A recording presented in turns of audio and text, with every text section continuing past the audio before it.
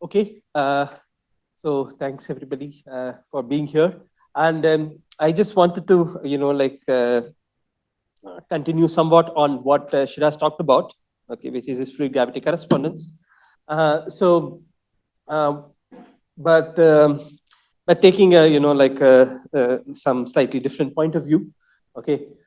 So, this is a basic outline, okay. So I'll kind of, give you a heuristic overview of fluid gravity correspondence, basically, the first part of what Shiraz was talking about. Okay, I'll just give you a very quick overview because, in a way that is conducive to what I want to say. And then after that, I will talk about, fluctuations about it, in particular in relation to Hawking radiation of these black holes and so on. Okay, so this is based on a couple of papers which I have written with my various collaborators who are named here in the last 2 years. Okay, so without much ado, let me just go. Okay, fluid gravity correspondence, as as you just heard, is basically a map where you have some kind of a fluid configuration, some solution of Navier-Stokes equation, and on the other side, okay, you have some kind of a black hole solution which solves a certain kind of Einstein equation in one dimension higher. Okay, so basically one spatial dimension higher. And the point is that you can just think of it as a mathematical map, which kind of given a fluid data, it gives you a metric, or it gives you some data which kind of solves the Einstein equation, so that if the left hand side solves the fluid equation, the Navier-Stokes equation, the right hand side solves Einstein equation. Okay, I will kind of give a way of thinking about it, and why you have something like this.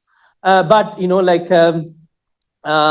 there is a one way to motivate it, as Shiraz said, is to think about it from the string theory, where you have some ADS-CFT holography, which is the general idea that gravitational systems in one dimension higher are kind of equivalent mathematically to non-gravitational systems. So that is this is a particular example of that. Since you've already heard about it, I'll kind of move on. But this is the main idea. Okay, I'll try to kind of try to convey the basic heuristic picture as far as possible without many equations and so on. Okay, so the basic idea is this thing that that there are there are some degrees of freedom of these black holes, which are very slowly varying. Basically, these are planar black holes, and things that are falling into the black hole, which are these quasi-normal modes. There are some of them which are very slowly varying, which basically behave like hydro modes, whereas there are many fast modes, okay, which Shiraz was saying you can integrate out. So the point is that there are some things. Basic idea is that you have this black hole which are effectively like planes, and you throw things at it. Sometimes things just fall in very quickly, okay, but sometimes they just hover over for quite some time, and those modes, if you kind of excite those modes, they hover over and they basically flow and like fluids. Okay, so hence these kind of modes are can be called as hydro modes. Okay, the basic one way I like to think about it, okay, is to kind of go back to this very famous picture, okay, sometimes called as a Newton's cannon, okay, where Newton basically thought about what happens, if you shoot things, okay, and he realized that if you kind of keep on shooting things standing on the surface of Earth with more and more horizontal velocity, at some point, the modes, if you kind of start with some very large horizontal velocities, okay, those guys, you can make it a satellite. You can just make it go round and round, and it won't fall for a long time. Okay, so which means that those states which have a lot of horizontal velocity, okay, kind of can what gravity does to them is that it just makes them hover over. Okay, eventually they also fall. Okay, but the point is that, this thing, so this is a kind of analogy, because, black holes are not really like planets, but in some sense, something very similar happens, that modes which are kind of traveling, horizontally, okay, to a black hole, they kind of, survive for a very long time, versus modes which you could just throw them, into the black hole directly, okay, radially, so to speak, okay. So that's what happens. So one way to think about it, for example, is if you can think about it in the case of electromagnetic waves, okay. So you can think of an electromagnetic wave whose wave vector is just, horizontal, okay, which is traveling along this horizon, okay. And if you solve it in these equations, you can try to put it in these in this kind of, you can solve the Maxwell equations in the presence of black holes. And what you see is that these electromagnetic waves, which are kind of, going horizontally, if this is the horizon, the electromagnetic wave which are traveling like this, they of course, eventually tend to fall and decay. But they decay much slower than if you just send an electromagnetic wave directly into the black hole. Okay, so there are modes of the Maxwell theory, okay, which kind of decay very slowly. And the interesting thing is that, in these kind of systems, they're not just slow, but there are some effective equations which describe how they decay, okay, are very familiar equations. In this case, what you get is basically your electric field, if you think of it as some kind of a number density, the electric field just diffuses around the horizon, in the sense that, if you create some patch of electric field, eventually the electric field just becomes uniform. If you just create some electric flux here, the electric flux just gets more uniform, okay, as the electromagnetic waves, fall into the black hole. And it is basically described by some kind of a diffusion equation, okay, and these kind of electromagnetic waves just diffuse along the horizon, okay. So which means that, these are kind of slow electromagnetic waves, which if you kind of, choose them very carefully, they have, this kind of a behavior. There's a very similar, behavior for gravitational waves, where, you can actually also have gravitational waves which are traveling transversely, which are not, directly falling into the black hole, okay, but whose wave vectors are, more parallel to the black hole horizon, and those guys also, those gravitational waves also kind of linger around for a long time, and they decay very slowly.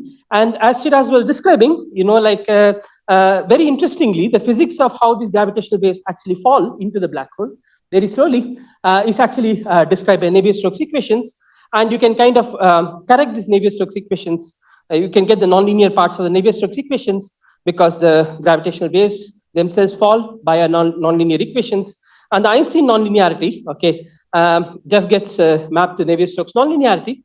And that's an interesting statement, because, provided, so if you kind of, that kind of indicates that if you kind of drive the Navier-Stokes equation into turbulence, there's a corresponding, there should be some kind of an turbulence in Einstein equations also, okay, which is very similar to the turbulence that we know and love in Navier-Stokes equations.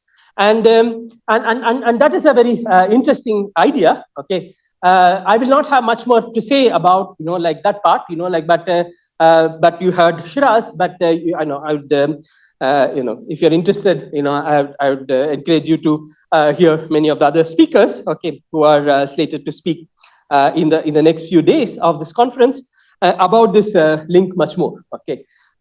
Okay, so but this is the basic idea. So what is the basic idea? The basic idea is that, if there are certain waves, okay, certain modes around, certain kind of black holes, okay, planar black holes, okay, which are kind of very long-lived, and they obey Navier-Stokes equation. Okay. Bullet number 3 and bullet number 4. They're not identical. Okay, they're more. It doesn't follow, but it is suggestive.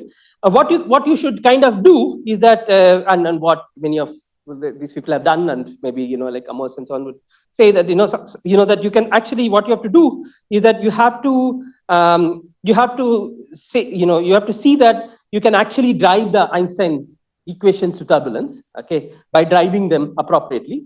And what the bullet number 3 tells you is that it kind of gives you some idea of how you might do it. Okay, because if I told you that Einstein equations can also become turbulent, okay, then it's not a priori clear how would you go about checking it, or what should you do to the Einstein equations to drive it to turbulence. But at least that there is a map, okay, and the map works at a nonlinear level, suggests that, and then what kind of things you should do to the Navier-Stokes equations.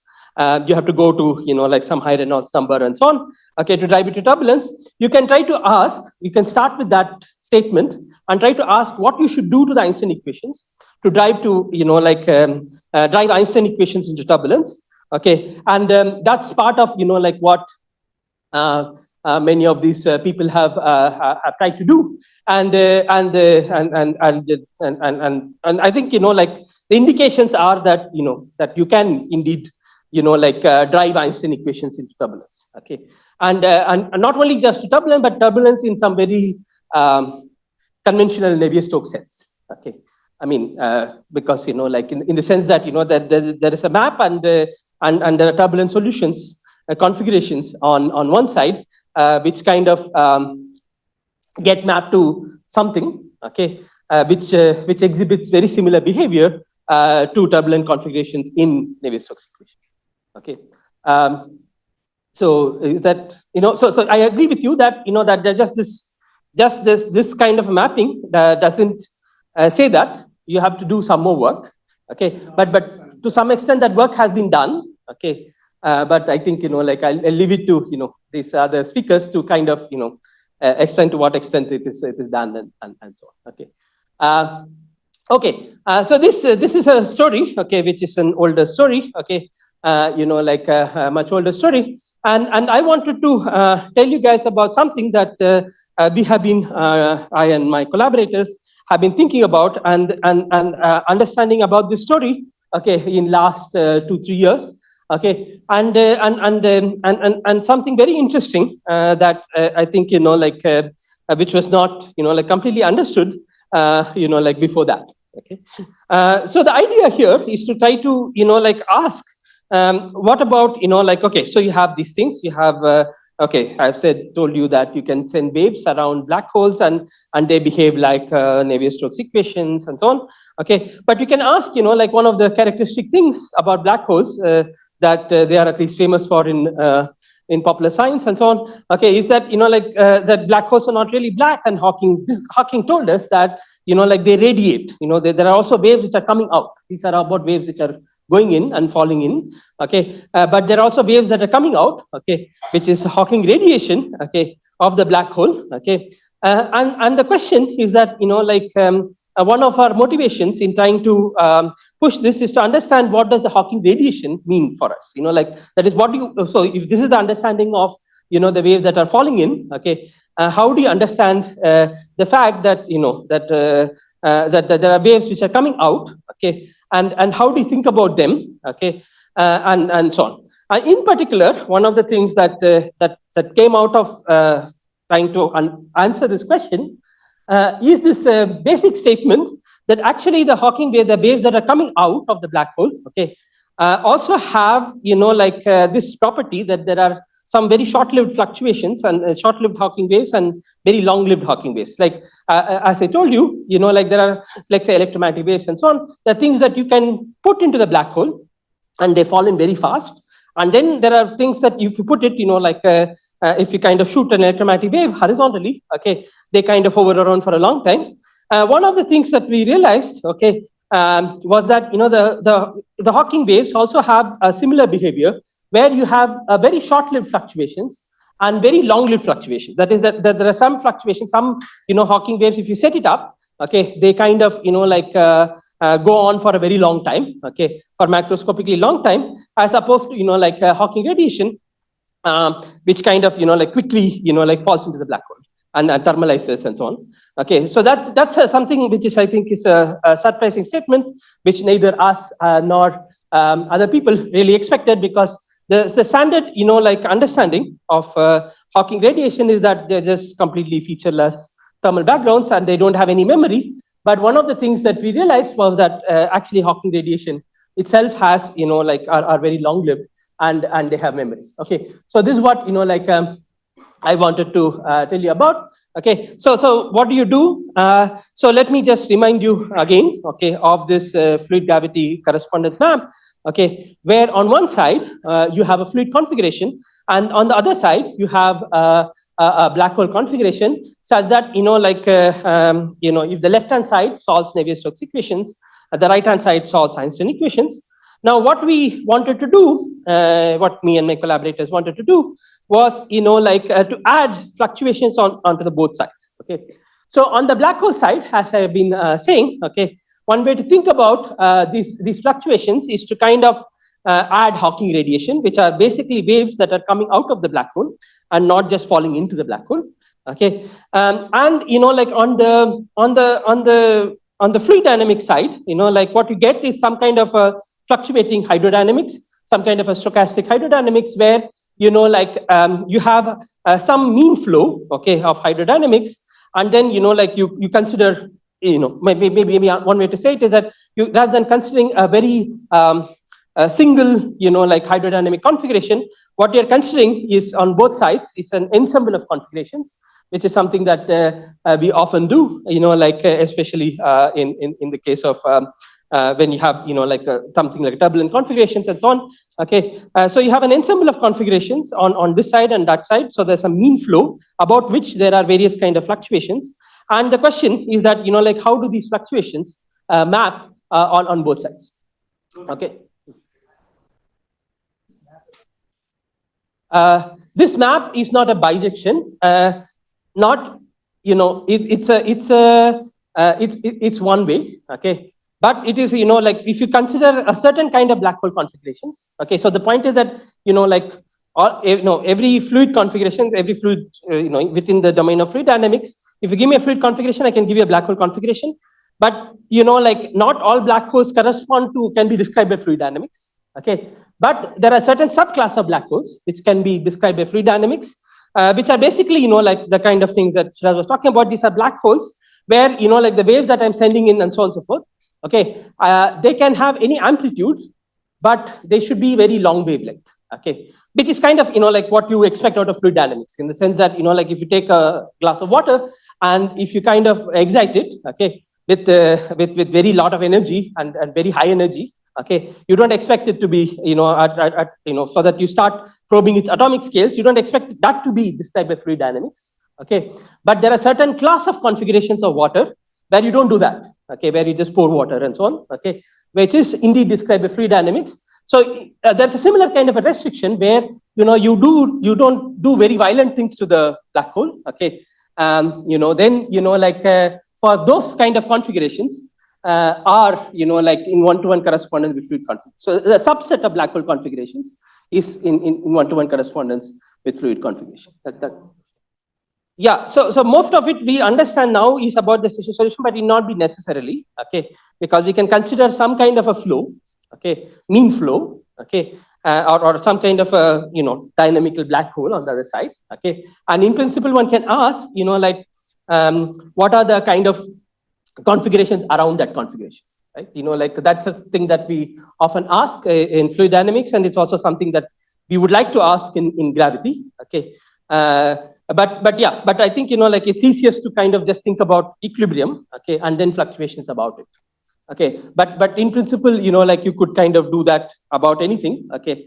But that's not some. But that's as you will see, some of the techniques that we use, okay, are not very easily transformable, okay. I'll talk a bit about it, how much you can anyway, yeah. So in principle, yes, okay, but in practice, it's more difficult to do.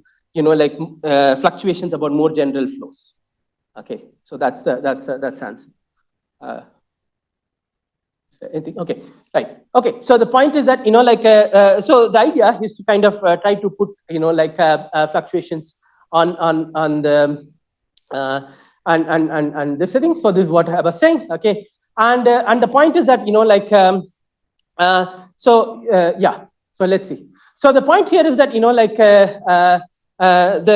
this is the statement I was saying, that like once you kind of I mean, there was some various technical difficulty. There is reason why this was not done, like in the early days of fluid gravity correspondence. Okay, there were various technical difficulties which had to be overcome. Okay, the basic things to kind of understand, like waves that are coming out of the black hole. Okay, in this kind of a setup, the major difference was to try to understand this kind of dichotomy. Okay, where you want to kind of separate out clearly, okay, as clearly as possible, the modes that are long-lived versus the modes that are kind of like evolve very fast. Okay, so the modes can be called as like macroscopic fluctuations. So what you want to do is that you want to kind of like look at an ensemble of black hole configurations, an ensemble of like fluid configurations.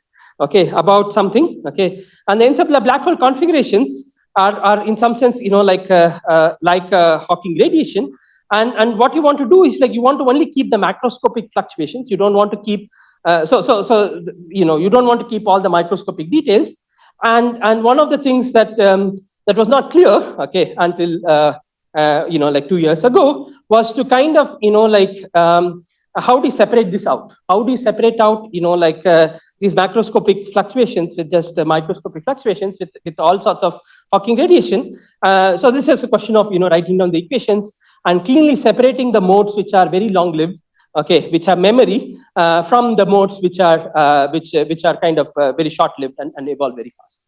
Okay, so this is what like we succeeded in doing. Okay, in this couple of papers and various other like subsequent papers. Okay, so the basic idea here is this thing that yeah. So so maybe like let me just state like this particular thing. Maybe like just this what is given in bold here. Okay.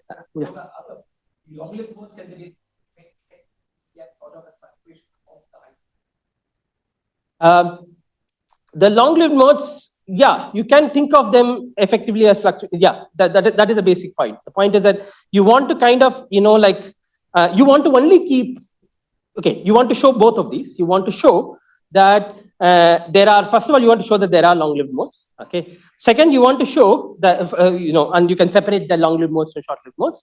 And you want to also show that the long-lived modes are actually creating some kind of ensemble of fluid dynamical configurations. Like in the precisely in the sense that you said that there is the data that is characterizing this part of the like Hawking radiation is exactly the data which you would do to characterize like the velocity deviations and the temperature deviations from a mean flow. Okay. Is it like a wave function for hydrodynamics? Is it like a wave function? It's more like a density matrix for hydrodynamics. Okay. Okay, it's more a mixed state. Okay, but yeah, it's an open system. So it's more like a density matrix. It's a double freedom and so on. But anyway, I don't want to talk about the technical detail, but the point is that like the idea is to kind of like for those of you who might know what one wants to do is to kind of derive something like like Martin-Singer-Rose formalism by looking at the Hawking radiation. Okay, what you get like from gravity is some kind of a Martin-Singer-Rose kind of formalism for like hydrodynamics. Okay, which kind of also which kind of takes into account both noise and so on. Okay, and not just like some deterministic Navier-Stokes equation. Okay, so this is what like you can just focus on what is written in bold here. Okay, what we showed was that like you can actually construct these configurations. Okay, within the black holes. Okay, so what it requires is to kind of put the Hawking radiation also into something like this doubled formalism. Okay, something like Martin-Singer-Rose, where you have both the fluctuations as well as the mean flow.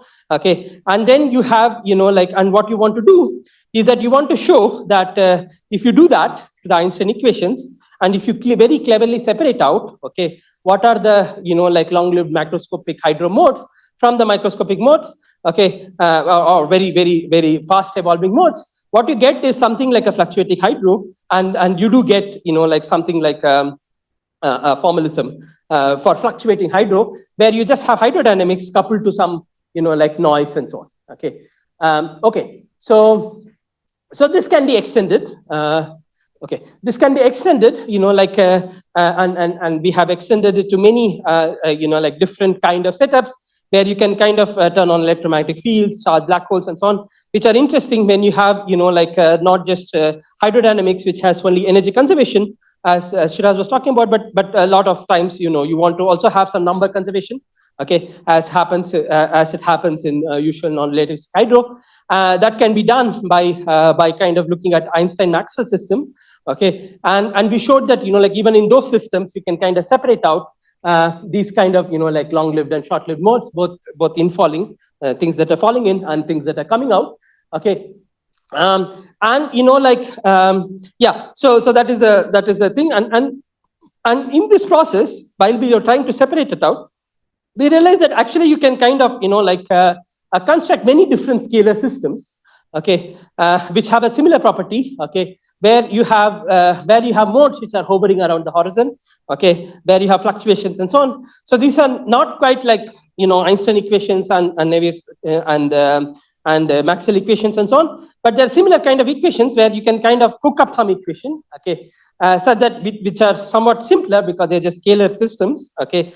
These are kind of toy models, okay, where you do have this phenomena of some mode which is infalling, which is falling in very slowly, okay, and some and other modes which are fluctuations about that mode, okay, which are also very slow, okay, and we constructed a class of scalar systems, okay, in these papers where like this happens.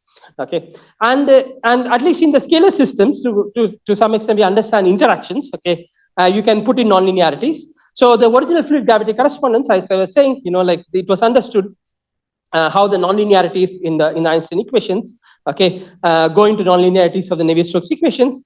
We have not understood, like fully the nonlinearities in the Einstein equations for these modes which are coming out of the black hole, okay, the Hawking modes, okay, as we call them. But like at least because because it's very complicated, at this point, like the equations are a bit very complicated. But the point is that, like at least for scalar systems, at least in these class of scalar systems, we have understood, like how, like this kind of separation works and how, you can put in interactions and you can put in nonlinearities into the system.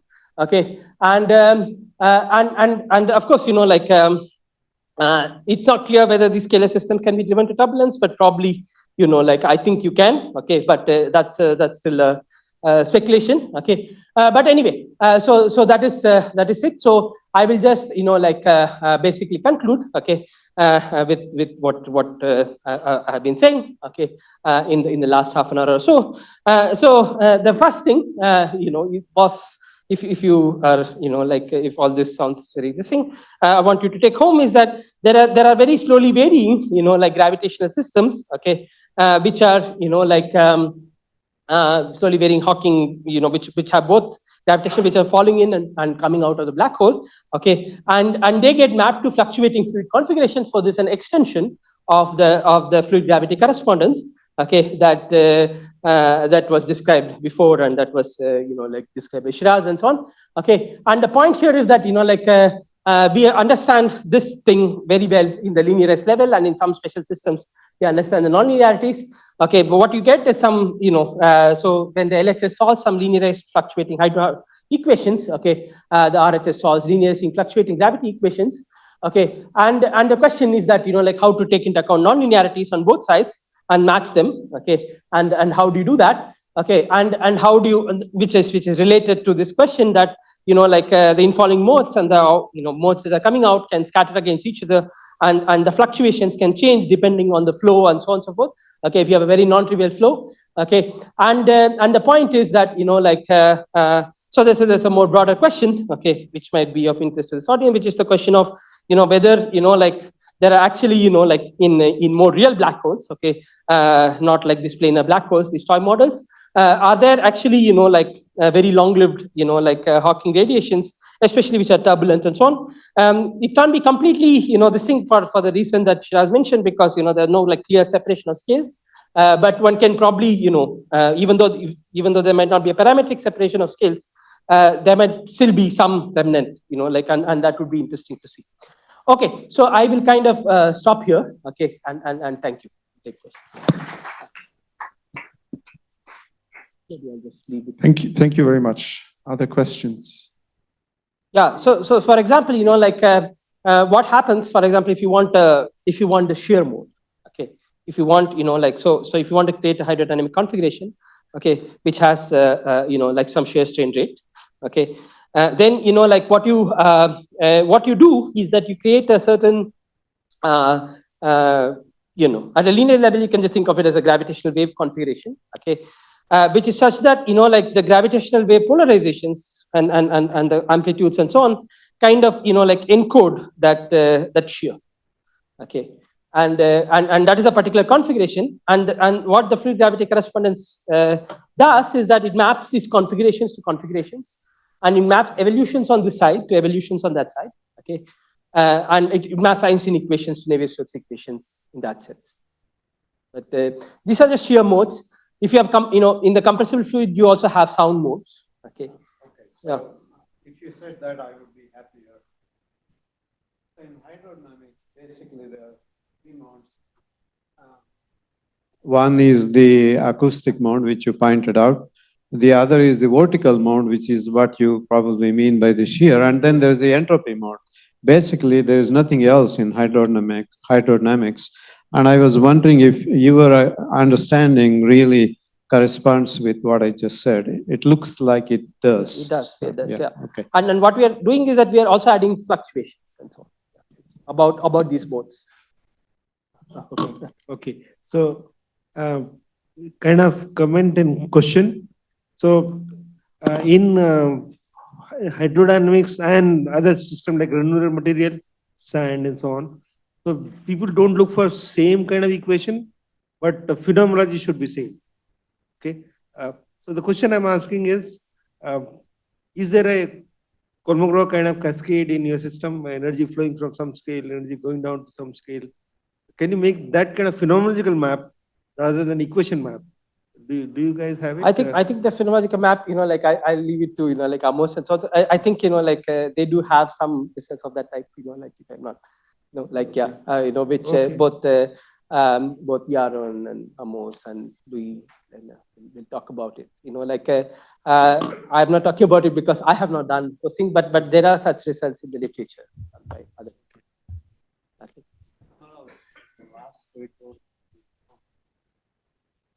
I think it's the best record. I mean, it can give the map, no, it need not be equation by equation. Okay, anyway, that's my curiosity. Yeah, but I do think that people are trying to do it, but the point is that, yeah, anyway, let me know.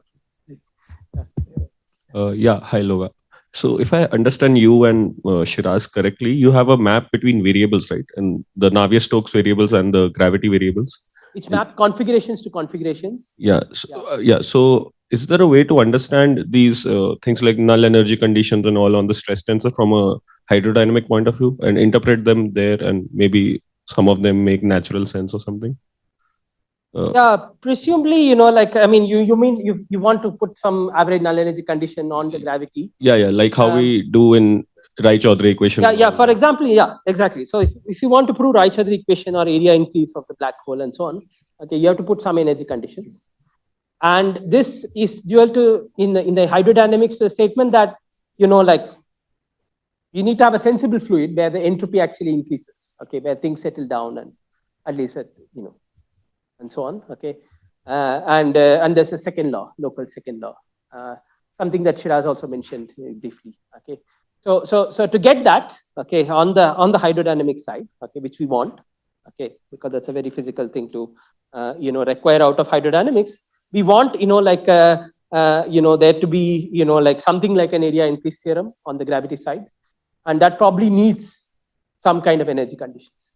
Yeah, so just but this is a bit indirect, okay, because we are talking about very macroscopic degrees of freedom and average and null energy condition is somewhat more microscopic. I see. If, And, please, Shiraz can say more if she has something. I'll say one more thing. You know, you would have to try to understand how to violate these conditions. So let's say you're just working with Einstein's equations. Einstein's equations obey, or Einstein-Maxwell equations, they obey the conditions. You have to start trying in a well-formulated sense to see how you can violate it. One interesting way is by adding higher derivative corrections.